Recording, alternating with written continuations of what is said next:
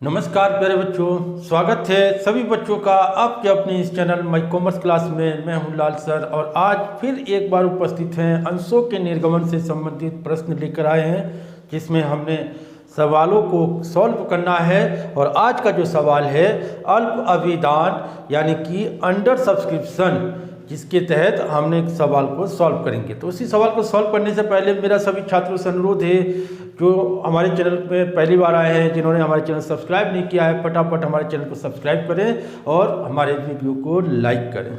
तो आगे बढ़ते हैं। तो आज का सवाल है अंडर सब्सक्रिप्शन यानी अल्प अभिदान अंशों के निर्गमन पर किस तरीके से होगा। देखिए, अंशों का निर्गमन कंपनी की जो करती है, तो सर्वप्रथम आप ये जान लें कि अंशों का जो निर्गमन है कंपनी तीन तरीके से करती है।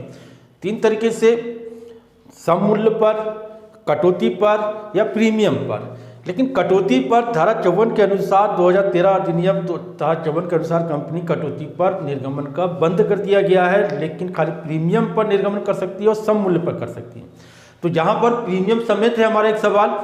इसके अलावा कभी कभी कंपनी जब अंशों का निर्गमन करती है तो कंपनी के जारी किए गए अंशों को जनता द्वारा तीन तरीके से अंशों के आवेदन आते हैं। तीन तरीके कौन से तरीके हो गए? देखिए, या तो कंपनी को जितने जारी किए हैं सम अंश अधिलाभ, यानी कि जितने अंश जारी किए हैं उतने अंश आ जाए। दूसरा है अल्प जो अभी मैंने आपको करवा रहा हूं, अल्प अभिदान। तीसरा है अधि अभिदान। तीसरा अभी अभिदान। सपोज कीजिए तीनों में अंतर क्या है। तीनों में देखिए, जनता द्वारा जब अंशों के लिए आवेदन आता है तो कभी कभी जनता को जितने अंश जारी किए गए हैं उतने अंश जारी अंश, देखिए जारी, मान लीजिए जनता को 10,000 जारी किए और आए कितने, आवेदन आए जो आए हैं वो 10,000 अंशों के लिए ही अगर आवेदन आ जाते हैं, तो इसका मतलब यह है कि जनता को जितने अंश जारी किए उतने पूरे अंश बिक गए हैं और पूरे अंशों का पैसा आ गया। क्लियर हो गया इतना? सम अभिदान में अल्प अभिदान का मतलब हो गया कि जारी किए 10,000 अंशों के लिए, जारी किया 10,000 अंशों के लिए, लेकिन आया 9,000 अंश। 9,000 अंश, तो यहां पर आवंटन कितना होगा? देखिए 10,000 आए तो 10,000 को मैंने आवंटन कर दिया। यहां 9,000 आए तो 9,000 को ही आवंटन करूंगा मैं, 9,000 अंशों को ही आवंटन करना, क्योंकि जितने अंशों के लिए आवेदन है उतने ही अंशों को आवंटन किया जाएगा। ठीक है। लेकिन अधि अभिदान में अगर 10,000 अंशों के लिए आवेदन जारी किया गया, आवेदन मांगे गए हैं, और अगर जनता ने इससे ज़्यादा अंशों के लिए आवेदन जारी, जो आवेदन आए हैं, तो कितने, देखिए 10,000 जारी किए, 12,000 आए। 12,000 जारी आए हुए आवेदन में जनता को तो 2,000 ज़्यादा आवेदन जनता ने दिए हैं। कंपनी तो 10,000 मांगती है, 10,000, वजह शेयर 10,000 है तो 10,000 शेयर जारी करती है। लेकिन आवेदन 12,000 जब आ जाए तो कंपनी आवंटन तो 10,000 ही अंश करेगी, लेकिन इसका 2,000 जो अंशों का पैसा जो बच रहा है, या इस पर क्या करेगी?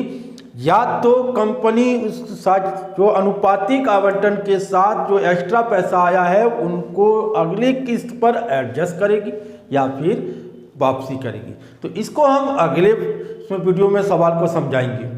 आज का सवाल है अल्प अभिदान। तो पेपर में याद रखिएगा बच्चों, बोर्ड के एग्जाम में अल्प अभिदान और अधि अभिदान से संबंधित प्रश्न जरूर पूछा जाता है, 1 नंबर या 2 नंबर में, ऑप्शनल में भी आता है। तो यहाँ पर अल्प अभिदान और अधि अभिदान में अंतर क्या है? अल्प अभिदान जारी किए गए अंशों से जब कम अंशों के लिए आवेदन आता है तो उसे अल्प अभिदान कहते हैं, और जारी किए गए अंशों से जब ज़्यादा अंशों के लिए आवेदन आए तो उसे अभी अभिदान कहते हैं, अधि अभिदान कहते हैं। यानी जारी अंशों से ज़्यादा आवेदन आना अधि अभिदान, जारी अंशों से कम अंशों के लिए आवेदन आना इसे अल्प अभिदान, और जारी किए गए अंशों के बराबर ही अंशों के लिए आवेदन आना उसे सम अभिदान कहते हैं। तीन तरीके के तरीके से आवेदन आते हैं, ये आपने समझ लिया। थ्योरी में आपका एक नंबर 2 नंबर में जरूर पूछता है, इसलिए आपको बोर्ड के एग्जाम में इसके लिए ध्यान रखना है। अल्प अभिधान और अति अभिधान के कुछ बच्चे क्या करते हैं, दान को समझ लेते हैं, ये दान, ये दान नहीं है, ये दान। अल्प अभिधान में बच्चे कई बार मैंने देखा है कि बच्चे क्या लिखते हैं कि अल्प अभिधान में यानी कम दान मिलना, अति अभिधान में ज़्यादा दान मिलना। दान नहीं है बच्चों, ये दान डोनेशन नहीं है, ये है अंशों से संबंधित अल्प अभिधान और अति अभिधान प्रश्न है, अंशों से संबंधित है। इसलिए अल्प अभिधान का मतलब है जारी अंशों से कम अंशों के लिए आवेदन आना, अति अभिधान का मतलब है जारी अंशों से ज़्यादा अंशों के लिए आवेदन आना। यहाँ ध्यान रखना है, दान नहीं है, डोनेशन नहीं है, बल्कि ये अल्प अभिधान अंडर सब्सक्रिप्शन ओवर सब्सक्रिप्शन, यहाँ पर इसका ये है। तो सबसे पहले आप सवाल अब अगले करते हैं, ये तो समझ में आ गया होगा। सवाल करते हैं, एक्स लिमिटेड ने 10 रुपये वाले 10,000 समता अंश 10 रुपये प्रीमियम पर जारी किया गया, जो आवेदन पर 3 आवंटन पर ₹5 प्रीमियम सहित। सर्वप्रथम देखिए यहाँ पर 10% किसका, जो वैल्यू है शेयर की वैल्यू कितनी है, शेयर की वैल्यू है 10 रुपये। 10 रुपये का 10% 1 रुपया होता है। तो यहाँ पर प्रीमियम सहित है, तो यहाँ पर कितना हो गया, 5 रुपये में 1 रुपया प्रीमियम जारी किया गया। प्रथम अंतिम याचना पर शेष, अब शेष कितना, और प्रथम अंतिम याचना 9,000 समता अंशों के लिए आवेदन मिले, यानी 10,000 जारी किए गए थे, 9,000 समता अंशों के लिए आवेदन मिले, जिन्हें आवंटित कर रोकड़ प्राप्त किया गया। परंतु 500 अंशों का एक धारक, जिसके पास 500 अंश थे, एक धारक ने प्रथम याचना का भुगतान न कर सका। यहाँ पर कॉलिन एरर भी आ रहा है, प्रीमियम भी आ रहा है, अल्प अभिधान भी आ रहा है। तीनों देखिए एक ही क्वेश्चन में आ रहा है, जबकि मैंने आपको कॉलिन एरर, कॉलिन एडवांस का पिछले वीडियो में समझाया है किस तरीके से करना, तो उसी में हमने यहाँ पर भी जोड़ा हुआ है। तो सर्वप्रथम इसको सॉल्व करने से पहले हम क्या करते हैं, मैंने आपको बताया एक टेबल बना लीजिए, अमाउंट का कैलकुलेशन, उसको सॉल्व करने का जो टेबल बनता है, किस पर कितना अमाउंट है, कितना अमाउंट आना है, कितना अमाउंट ड्यू है, उसको बना लेंगे तो जनरल एंट्री आसानी हो जाएगी करने में। तो सर्वप्रथम क्या बनाते हैं, टेबल बना लीजिए। हालांकि ये फेयर नहीं है, रफ में, या आप डायरेक्ट भी कर सकते हैं अगर डायरेक्ट आपको आ रहा। तो टेबल बना लेंगे तो कहीं भी कंफ्यूज होने का चांस नहीं रहेगा, और पेपर में प्रश्न भी सॉल्व बड़े अच्छे से ढंग से होगा। तो टेबल बना के देखते हैं इसके लिए। फिर टेबल बनाते हैं। टेबल किस तरीके से बनेगा, देखिए, एप्लीकेशन अलॉटमेंट और फर्स्ट एंड सेकंड कॉल एक साथ मांगा है, तो यहाँ पर 10,000 जारी किए गए हैं, तो 9,000 आए हैं, तो 9,000 को ही हमने रखना है, 9,000 अंशों को ही हमने आवंटन करना है। तो 9,000 को हमने लेके चलना है, 9,000 अंश।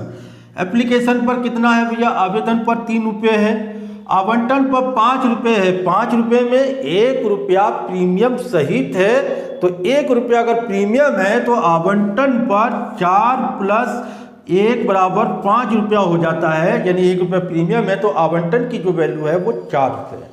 क्लियर हो गया, 4 रुपये आवंटन, 3 रुपये एप्लीकेशन, शेष यहाँ पर शेष कितना बचा भाई, 10 रुपये वाले शेयर हैं, 10 रुपये में 4 रुपये अलॉटमेंट पर है यहाँ पर, और 3 रुपये यहाँ, 4 और 3 कितने हो गए, 7 रुपये। 10 रुपये में 7 रुपये तो इन्हीं दोनों बट गया। इन दोनों को बांटने के बाद जो बचे कितने, शेष कितने बचे, 10 रुपये में 3 रुपये। तो यहाँ पर आपका 3 रुपये के हिसाब से फर्स्ट एंड सेकंड कॉल की वैल्यू आ जाएगी। अब देखिए 9,000 का 3 के हिसाब से 9 × 27,000, 9 × 4 = 36,000 प्लस, यहाँ प्लस देखिए प्रीमियम भी है, 9,000 रुपये प्रीमियम है, टोटल यहाँ पर 45,000 रुपये आएगा आपका, और यहाँ 9 × 27,000 रुपये ये आ जाएगा। अब इसके बाद रिसीव का पैसा देखेंगे, रिसीव कितना हो रहा है, 27,000 तो यही हो गया, 27,000 यहाँ हो गया, 45,000 ये हो गया, 9 × 27,000 ये हो गया। ठीक है बच्चों, लेकिन एक व्यक्ति ऐसा भी था जिसके पास 500 अंशों का धारक है, जिसने प्रथम याचना भुगतान नहीं किया, यानी कि फर्स्ट कॉल, यहाँ पर फर्स्ट कॉल तो 3 रुपये है, 3 रुपये के हिसाब से 500 अंशों का 3 के हिसाब से 5 × 1500 रुपये यहाँ पर कॉल इन एरर हो गया। तो सब यहाँ पर आ गया 25,500 रुपया, 25, 26, 27,000 तो ये हो गया यहाँ पर 1500 रुपये कॉलिंग एरर है, 500 का पैसा प्रथम याचना पर प्राप्त नहीं हुआ। तो ये हो गया चार्ट। अब इसकी जर्नल एंट्री, मैंने आपको पहले बोला था नीचे वाली क्या हो गई रिसीव, ऊपर वाली हो गई ड्यू। नीचे वाली रिसीव को हमने बैंक अकाउंट में बनाना है। अच्छा, इसमें हमने यहाँ भी ये भी देखा है कि बैंक खाता भी तैयार करें। आज मैं बैंक खाता भी बताऊंगा आपको किस तरीके से। सर्वप्रथम जर्नल एंट्री यहाँ पर हो जाती है। पहली जर्नल एंट्री हो गई आपकी bank account debit to equity है, इसलिए इक्विटी शेयर एप्लीकेशन अकाउंट कितना नोट दिया 27,000 रुपये, 27,000। तो यहाँ हो गया एप्लीकेशन मनी रिसीव। दूसरा है फिर ड्यू वाली हो जाती है equity share application account debit to equity share capital account 27,000 रुपये। तो ये हो गया एप्लीकेशन मनी टू। अब आता है प्रीमियम वाली अलॉटमेंट की। प्रीमियम जो आपका है वो ड्यू वाली में है, इसलिए ड्यू वाली में आपको दिखाना है। तीसरी एंट्री आपकी हो जाती है, आपको पहले मैंने बोला था एक एंट्री, दूसरी एंट्री, तीसरी ये हो गई, चौथी ये हो गई, पांचवी ये हो गई, छठी ये हो गई, सातवीं आठवीं इसके बाद होती है। लेकिन प्रथम और तृतीय याचना दोनों एक साथ मांगा है, इसलिए दोनों को एक साथ किया गया है। अब यहाँ पर थर्ड एंट्री है आपकी। टोटल देखिए शेयर अलॉटमेंट पर 45,000 रुपये आएगा। और मैंने पहले ही बोला था जो चीज़ जहाँ जुड़ेगी उसको हमने क्रेडिट साइड दिखाना है, जो चीज़ जहाँ घट रही है उसको हमने डेबिट दिखाना।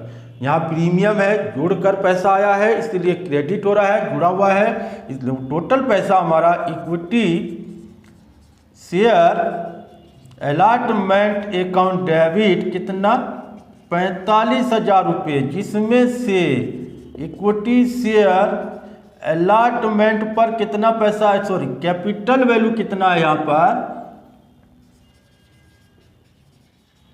कैपिटल अकाउंट कैपिटल वैल्यू तो 4 रुपये के हिसाब से है, 36,000 रुपये तो कैपिटल वैल्यू है इसकी। बाकी इसका जो प्रीमियम है, प्रीमियम यहाँ पर प्रीमियम मिला है, प्रीमियम अकाउंट कितना 9,000 रुपये प्रीमियम मिला है यहाँ पर। तो यहाँ हो गया allotment money due with premium, premium के साथ अलॉटमेंट मनी को ड्यू रखा गया या ट्रांसफ़र किया गया। ठीक है, तो अब चौथी एंट्री हमारी बैंक की आ जाती है। फिर से bank account debit to equity share allotment account 45,000 रुपये यहाँ पर पैसा रिसीव हुआ है अलॉटमेंट मनी का। इसके बाद पांचवा फिर देखिए प्रथम और सेकंड याचना 27,000 रुपये के हिसाब से यहाँ पर आ गया। Equity share first and second call account debit 27,000 to equity share capital account 27,000। ये हो गया first and second call money to. इसके बाद छठा आता है आपका कि यहाँ पर कॉलिंग एरर भी है, तो कॉलिंग एरर घटने के बाद बैंक अकाउंट डेबिट, तो यहाँ कॉलिंग एरर भी है, कॉलिंग एरर्स अकाउंट डेबिट 25,500 रुपया, 1,500 रुपया कॉलिंग एरर हो गया to equity share first and second call कितना 27,000 रुपये आपका यहाँ गया। तो ये हो गया आपका क्या हो गया first and second call money receive with क्या 500 कॉलिंग एरर के साथ, यानी घटाव के साथ ही हमने 25,500 रुपया यहाँ आया है। 25,500 1,500 रुपये कॉलिंग एरर घटाने के बाद। ठीक है बच्चों, तो ये हो गया आपका जर्नल एंट्री। अब इसमें हमने बनाना क्या था, बैंक अकाउंट बनाना है। बैंक अकाउंट किस तरीके से बनेगा, बैंक अकाउंट देखिए बैंक लेजर तो आपने जैसे बनाया वैसे ही बनाना है।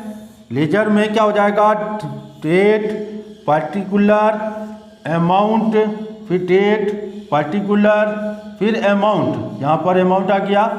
देखिए यहाँ पर सर्वप्रथम देखिए बैंक में, देखिए यहाँ पर तीनों में अगर एंट्री की बात करते हैं तो बैंक अकाउंट तीनों में आपका बैंक अकाउंट यहाँ डेबिट है, बैंक अकाउंट यहाँ डेबिट है, बैंक अकाउंट यहाँ डेबिट है, डेबिट है तीनों में, तो तीनों चीज डेबिट साइड आ गया। तो पहले यहाँ पर आपका आ गया to equity share application account, application account से कितना पैसा आया आपका 27,000 रुपये। फिर उसके बाद to equity share allotment, allotment पर कितना पैसा आया, फिर यहाँ पर 45,000 रुपये आया यहाँ पर।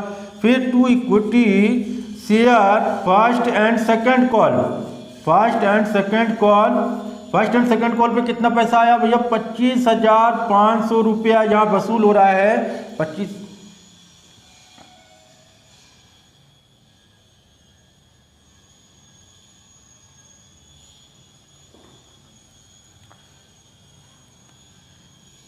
तो यहाँ टोटल पैसा 25,500 रुपया। देखिए टोटल अब कितना पैसा तीनों एंट्रियों से हमें, तीनों एंट्रियों से हमें कितना पैसा मिला है। तीनों एंट्रियों से हमें देखिए यहाँ पर 5, 7, 5, 5, 10, 7, 17,500, फिर 4, 2, 6, 2, 8, 1, 9, 97,500 मिला।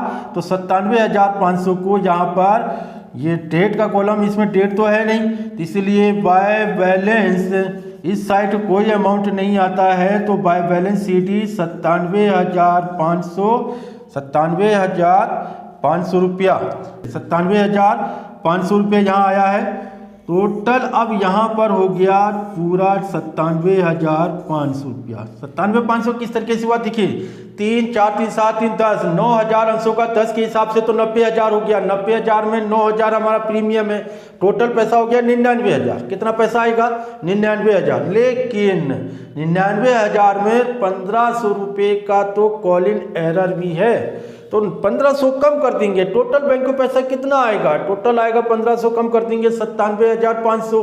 तो 97 तीनों की वैल्यू देखिए, तीनों से पैसा कितना आया 97,500, जिसके लिए यहाँ पर 97,500 बैलेंस CD, बैलेंस शीट अगर इसका बनता है तो बैलेंस एसिड में करंट एसिड जो आपकी आएगी बैंक से 97,500 आएगी। इसमें दूसरा खाता और बनता है शेयर कैपिटल का। देखिए शेयर कैपिटल अगर हम बनाएंगे तो शेयर कैपिटल क्रेडिट है, तो यही चीज शेयर कैपिटल क्रेडिट साइड पर आता है। तो शेयर कैपिटल क्रेडिट साइड पर बाय शेयर एप्लीकेशन 27,000 आ जाएगा। यहाँ शेयर कैपिटल क्रेडिट है तो बाय बैंक अकाउंट करके यहाँ पर, सॉरी यहाँ शेयर कैपिटल क्या है यहाँ पर है, तो यहाँ पर बाय शेयर अलॉटमेंट के नाम से 36,000 आ जाएगा। और जहाँ पर शेयर कैपिटल क्रेडिट है तो by share first and second के नाम से 27,000 आ जाएगा। अब उन्हीं का योग इधर टू बैलेंस CD के नाम से दिखा देंगे हम। तो यहाँ पर दो खाते पूछता है, या तो बैंक खाता, जिसे रोकड़ खाता भी कभी लिख देता है, तो रोकड़ खाता भी बनाया जा सकता है। तो बैंक खाता या फिर अंश पूंजी खाता यानी share capital account. Share capital account में सभी चीज़ क्रेडिट साइड हो रही है, बैंक अकाउंट में सभी चीज डेबिट साइड हो रहा है। आना यही है, share application, share allotment, share first call, यही चीज शेयर कैपिटल बनाएंगे तो इस साइड आ जाएगा share application, share first call, share first and second call, share allotment के नाम से। ठीक है बच्चों, तो इस तरीके से आज के लिए क्या रहा हमारा अल्प अभिदान अंडर सब्सक्रिप्शन के अनुसार हमने सवाल किया है, यानी कम अंशों के लिए आवेदन आना, इसी को हमने आज सॉल्व किया है।